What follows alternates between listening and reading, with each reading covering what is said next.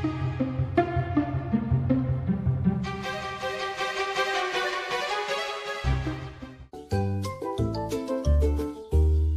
é a Semana da Mônica. Que é o Alex MM Brasil, no canal o AMM Reviews, onde eu faço resumos de gibis, livros, episódios, etc. E estou na Semana da Mônica. E este é a edição número 9 da edição Globo. Aqui na capa já podemos ver, né, o batom e a Mônica aí assanhada atrás do Cebolinha. Mas vamos então ao conteúdo. Curta, compartilhe e se inscreva. A primeira história se trata de Mônica em Briguinhas, onde ali ela está caminhando para sua casa e descobre que sua mãe estava brigando com seu pai. E rapidamente ali eles, né, fingem, né, que não estão brigando, mas que estavam brincando de luta livre. Então ela engoliu essa história, talvez, mas depois eles continuaram a discussão. E depois disso vai, né, começar aí ocorrências onde a Mônica se torna uma espécie de pombo-correio, né, entre as briguinhas dele. Um desses motivos é que a Mônica simplesmente queria ir na casa da Magali, e o seu pai, sem motivo nenhum, apenas por querer mandar, disse que não deixaria a Mônica sair. E descontou toda a raiva nisso, né? Então ela contou para sua mãe e foi um vai e vem, onde a Mônica entregava mensagens, onde até mesmo aqui quase deu o recado completo.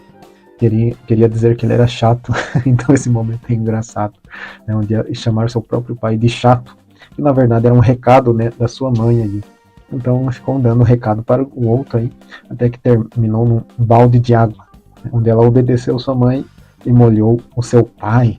E isso no final acabou com risadas, e todo mundo acabou rindo disso, até mesmo ele. Então por algum motivo aí eles voltaram ao normal sem nenhuma briga. E depois disso ela ainda queria ir na casa da Magali e foi aproveitar isso. Mas por algum motivo aí, de modo aleatório, ela não foi na casa da Magali, e sim ficou ali pintando este quadro, né? Este quadro onde retratava aí o amor dos pais. Então o final é que ficou meio estranho, que ela não foi na casa da Magali. E aqui é uma história da Pina, em Ciúmes, onde ela está ali com esse namorado chamado Rodrigo, né? Talvez um namorado aleatório. É a primeira vez que ele aparece aqui nas histórias. Então também aparentemente eles desenharam bem a estatura dele, que ficou maior, né? Retratando que é um cara maior, grande, né?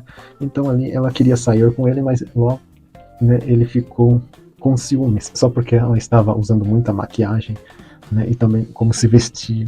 E qualquer olhar, né, atraía ele, né, o ciumento. Então ali até mesmo ela nem tinha percebido, como ela mesma disse, né? Mas ela caiu na provocação e disse que o outro cara era até bonitinho. Ela levava de uma maneira muito brincalhona, mas ele estava muito enciumado, né, muito sério. Então ali ela acabou abandonando ele. Ela quis dar um fora nele por causa disso, né, por causa dos ciúmes. Mas ali no final ele disse que não era ciumento, e para a piadinha ali se encaixar na história, ele ficou com ciúmes até mesmo ali da sombra, né? Ele perguntou por onde a sombra ia, né? Ele pensou que a sombra iria atrás da Tina. Então a história toda é para mostrar o grande ciúmes que este cara tem. E aqui é Mônica em um misterioso Astolfo. É uma daquelas histórias onde eles quebram a quarta parede, né, onde eles envolvem os roteiristas ou desenhistas, né, a própria história. Eu já disse minha opinião sobre isso, que quando a pessoa está quebrando a quarta parede, ela não está sendo criativa. E existe muito disso nas histórias da Mônica que eu não acho criativo. Aqui, por exemplo, é onde este cara muito alto, né, que se chama Astolfo, ele aparece ali no mundo da Mônica, obviamente que ela deveria estar enxergando ele. Mas como se trata de quebrar a quarta parede, ela envolveu a nossa visão de leitor, né, onde nós não conseguimos enxergar, né, quem é ele, porque ele não cabe na tela toda, né, por ele ser alto. E aqui, por isso mesmo, começa um diálogo, que ela gosta dele e tal, mas não sabe como ele é. Justamente como os leitores também não sabem. Então isso tem a ver com quebrar a quarta parede. Então aqui elas fazem alguns truques, né, para fazer ele se abaixar ou ficar deitado, né, até mesmo a Magali ali fez ele tropeçar para que ele aparecesse, né, para nós, mas aqui novamente ele não coube na tela, né, o ângulo ficou muito ruim e ele não apareceu. Então é como se elas também tivessem tendo a mesma visão do leitor que vê o gibi. Então para mim isso, eu pessoalmente não acho criativo esse tipo de história aí. Alguns podem até ser, mas às vezes enjoa, né, de tanta história envolvendo quebrar a quarta parede. né? E porque a história não tem andamento, né? Só fica ali envolvendo essas piadinhas de quarta parede. E aqui você vê a mesma coisa, onde ela não conseguiu, né, enxergar quem é. Então é uma grande bobeira, né? Se tratando de dois personagens se interagindo, ela deveria enxergar ele. Mas como se trata de uma piada boba de quarta parede, né, ela não conseguiu, né, acabou a história, ela não soube quem é o Astolfo, assim como o leitor. E aqui é o Chico Bento com a inteligência de cão, onde ele está treinando um Rex, ali neste cachorro. Então ele chegou, o Zelelé perguntando sobre tudo aquilo, né? Então ele disse que o Chico disse que ele era burro, né? Mas o Zelelé ficou com dó e disse que talvez ele poderia treiná-lo. Enquanto isso, o Chico foi simplesmente nadar no rio, comer goiabas, dormir, né? E depois voltou. Para a surpresa dele, quem estava treinado mesmo era o Zelelé e não o cachorro. E este é o fim. Aqui é uma história da Mônica, se chama Sentimental Eu Sou. Não é a primeira história sobre novelas. Eu também acabei de ler outro gibi da Mônica, e vocês saberão quando eu lançar este vídeo, que também tem uma outra história sobre novelas. Então aqui a Mônica gosta muito de novelas, né, está assistindo ali, mas de repente o Cebolinha chega. Então, para a surpresa dele, ela está chorando, né, porque ela sentiu algo, né, algo impactante da novela, fez com que lágrimas saíssem dos olhos da Mônica. Mas ela, lógico que ela inventou, né, disse que estava gripada, etc. E ele de todo jeito queria tirar um sarro dela, né, falar que ela era chorona. Então ele foi espiar, né, deu a volta, saiu até mesmo fora da casa da Mônica só para espiar pela janela. O que seria muito estranho se ela não estivesse chorando, mas sim, né, fazendo outra coisa, você sabe o que. Então ela estava bem vulnerável ali, com o Cebolinha, né, muito curioso pro meu gosto, né, e descobriu que ela estava chorando. Mas ela ficou brava, e como nessas histórias aí, ela é super forte, quebrou até mesmo as paredes. Então correu atrás dele, mas ele conseguiu chegar a tempo de se esconder ali na sua casa. Mas ali quando ele mesmo foi assistir a televisão, né, ele também sentiu algo ali pela novela que ele também assistiu e foi chorar no banheiro. E este é o fim, né, dessa revista. Tem uma promoção da Hering, maior fabricante de brinquedos musicais do Brasil. Tinha uma promoção aí com regulamento. E aproveitando esta propaganda, surgiu esta tirinha da Mônica aí, que não é o fim, né, da revista, mas sim está no meio dela. Então ali onde a Mônica estava provando uma comida, né, disse que estava horrível. Então ali ela toda decepcionada com a comida. E no final sabemos que foi ela mesma que fez essa comida. E aqui nós descobrimos na propaganda que esses produtos musicais são todos da Mônica. Eu mesmo não tinha conhecimento desses produtos, né? São dos anos 80. Se alguém já teve um desses, pode deixar nos comentários. Tem o piano, a gaitinha e muitos instrumentos, veja só que interessante. E aqui temos uma história da Pipa, a garota comprometida, onde um cara ali assobiou para ela porque estava interessado nela. Então ele veio com um papo, né, de chamar ela para ir no cinema, mas ela disse que não queria, né, porque ela já era comprometida. Né? Foi até mesmo exagerada a ponto de bater nele. Enquanto isso, outro cara apareceu, né, alguém que ela já conhecia, mas ela queria de todo jeito, né, chamar ela para sair também, mostrando algum interesse. Mas ela também cortou as asinhas dele e disse que já tinha namorado. Então ali chegou mais pessoas, conhecendo a Pipa, já conhecidas, e convidou ela para dançar na danceteria. Mas ela não queria ir sozinha sem o Zecão. Então ali ela finalmente chegou na sua casa, né, a tal da comprometida Pipa. Mas para surpresa dela, né, o seu namorado ali não queria saber muito de namorar, mas sim de ficar dormindo. Né? Então este é o fim. Aqui de novo, mais uma história do Titi o Cafajeste. Né? A história se chama Encontro Marcado. Então ali o Titi estava esperando uma tal de Leia, que não é a Aninha. Então, de novo, reforçando que esse personagem é totalmente idiota, né? Um mau exemplo para as crianças. Essa ideia idiota da Maurício de Souza Produções criar um cafajeste aí que sai com a namorada, como vocês podem ver, né? Que já é errado estar namorando com essa idade. E, além disso, ainda estava esperando outra garota, né? Que é a tal de Leia. Então ele deu um jeito ali, né? De despistar a Aninha, enquanto ele ia atrás da tal da Leia. Então ali ele chegou, né? E ainda torceu o pé. Enquanto isso, né, ela disse que foi buscar um remédio para ele, mas daí chegou a Aninha e toda aquela confusão, né, dele tentar manter duas meninas ao mesmo tempo. E foi aí que a Leia descobriu tudo, né, que ele era um cafajeste. Então ali, quando a Aninha foi embora, ele correu para Leia, mas ela também, que não é nenhuma santa, né, teve uma atitude, né, de uma vagabunda, e daí saiu com outro, né, só para se vingar dele. E aí e termina de novo, né, quebrando a quarta parede, como eu já disse, né, quebrando a quarta parede, horrível. E aqui é uma história do Galante Cebolinha, onde ele foi muito simpático com a Mônica, né, é muito raro acontecer isso, mas ele começou a fazer elogios para ela, né, elogios, e disse que compraria até mesmo um sorvete para ela, e ali fez até mesmo uma comparação com esta menina alta, né, comparando a Mônica com os melhores, dizendo que os melhores perfumes estão nos menores frascos. Então, de todo jeito, quis impressionar a Mônica. Então, chamando ela até mesmo com aquele sorrisão, segundo ele, né? Então, foi muita gentileza. Então, ele ganhou até mesmo um beijo ali, né? Ele foi muito simpático. E tudo isso, não sei porquê, não tem lógica nenhuma, somente para contar uma mentira, dizendo que a Mônica não bateu nele, né? Então, ali ele mentiu para o Cascão, dizendo que na verdade ele tinha xingado a Mônica. Mas se você parar para pensar, não faz sentido nenhum ele contar esta mentira, porque ele poderia, né, ter feito isso, ou simplesmente não ter feito nada, nem ter sequer encontrado a Mônica, né, para contar esta mentira. Então ele não precisava fazer tudo aquilo para contar esta mentira. Então foi uma história bobinha aí. Fim. Ei, pessoal, olha só! E aqui uma história do Horácio, onde não tem um título na história, mas como eu já disse, eu não gosto muito, não sou fã de Horácio. As histórias são pobres de mensagem, um roteiro muito ruim, né? Dizem que é o Maurício encarnado nele, e talvez por isso mesmo isso revele que ele não tenha muita criatividade, e por isso é importante sim, né, ter créditos em todas as histórias.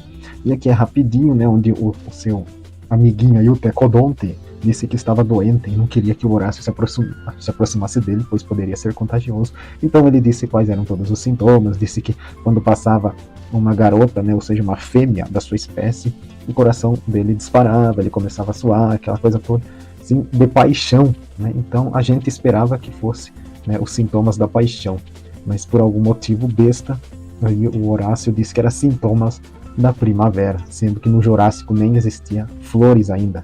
Se eu não estou enganado, nem surgia flores na época dos dinossauros. Para ver aí o nível, né, de história bem ruinzinha essa daí. E aqui é uma história de Tuga e Piteco, e ainda falando aí de tempos antigos, retratados, né, onde a Tuga sempre correndo atrás do Piteco, apaixonada por ele, mesmo vivendo em meio aos dinossauros e outras bestas, ele estava fugindo dela. Então ali parece que ela estava totalmente cansada, mas por algum motivo existia essa roda aí, que alguém inventou esta roda, né? Não existia roda, mas ali por acaso alguém inventou e esqueceu ali. E com isso, né, com essa lei da física totalmente absurda dos roteiros de quadrinhos, ela conseguiu alcançar ele, né, junto com as rodas, somente para dar, né, jus a sua piadinha falando que ela descobriu este negócio e poderia ser muito útil dali para frente, né, como se fosse ela mesma a própria a descobrir a roda. E este é o fim. E aqui mais uma história zoando o seu Luiz, né, Zé Luiz, quer dizer, com seus óculos. Não é a primeira história, né, em que há uma zoeira ali conforme ele usa os seus óculos e quebra ele. Então, de novo, aí parece repetitivo essa história, zoar o cara de óculos. Então, ali a Mônica que bateu nele, ele acabou quebrando os óculos, né, e não conseguia enxergar nada. E daí ela se sentiu um pouco culpada e quis ali guiar ele, como se ele fosse um cego mesmo. Né, até mesmo comprou um sorvete e deixou ele ali de lado, se arriscando sozinho, né, como se ele fosse um bebezinho, né, aí não tem sentido algum, em vez dele esperar quieto, ele vai no meio da rua, ali quase sendo atropelado, né, como se ele fosse surdo também e não escutasse as buzinas. Uma história bem boba, sem sentido, mas só para dizer que ele está cego. Então ali ele caiu na poça de água, etc, e finalmente aí ela usou a sua força para carregar ele com um braço só, e acabou levando ele no oculista, né, para trocar ali os seus óculos, e tudo estava bem agora. Daí de repente chegou Cebolinha e Cascão querendo brincar ali com eles, e a brincadeira foi justamente de cabra cega, e onde ele ficou novamente cego, né, ao invés dele simplesmente dizer não, ali ele aceitou que nem um bobão. É uma história da Mônica sem título, e também icônica porque aparece aqui, já vi em algum lugar, aqui o Cebolinha flutuando. que é simplesmente ali onde ele pega esse alter ali para dizer que é forte, mas não passava de bexiga, né, de um balão ali disfarçado, como se não fosse notar também, né, se fosse na vida real.